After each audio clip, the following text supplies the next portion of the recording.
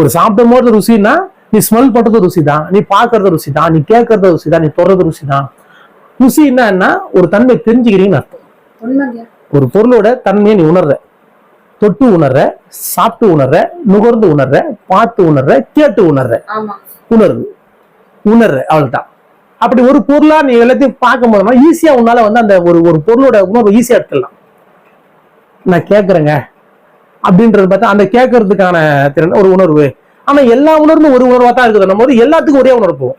சாப்பிட்றதுக்கும் எல்லா பொருளும் வேலை செய்யும், கண்ணு வேலை செய்யும், காது பொருள், ஏன்னா நீங்க எந்த ஒரு செயலத்துல எல்லாமே வேலை செய்வாங்க.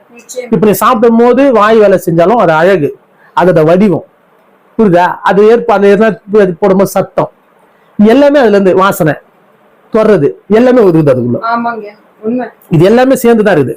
இப்ப இது எல்லாமே நீ சேர்ந்து இருக்கும் போது நீ அந்த ஒரே கண்ணோட்டத்தை எடுத்துக்கினீங்கன்னா அதோட தன்மை முழுமையா உங்களுக்குள்ள வரும்.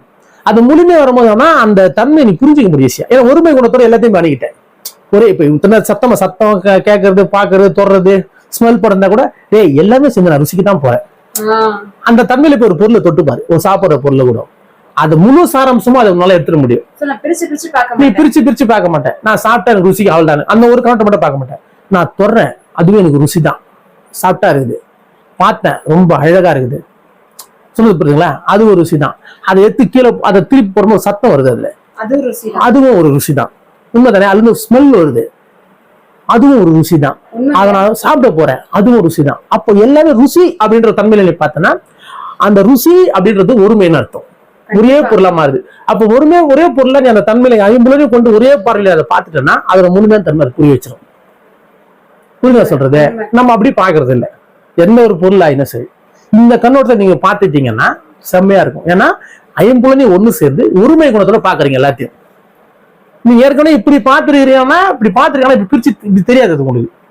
நான் சத்தம் கேட்டேங்க அப்படின்ற மாதிரி ஒரு சத்தத்தை கேட்டேங்க, ஆமா நம்ம அப்படி போவாதீங்க. ஏதாயினும் கொஞ்சம் ஆழ்ந்து போங்க, அதுக்குள்ள சூப்பரா இருக்கும் எல்லாத்தையுமே. இப்போ சத்தம் கேக்குது, இப்ப அந்த சத்தம் ருசிக்க போறேன்னு தன்மையில பார்த்தோன்னா அந்த ருசின்னு சொன்ன வாய்க்கும் போகாது.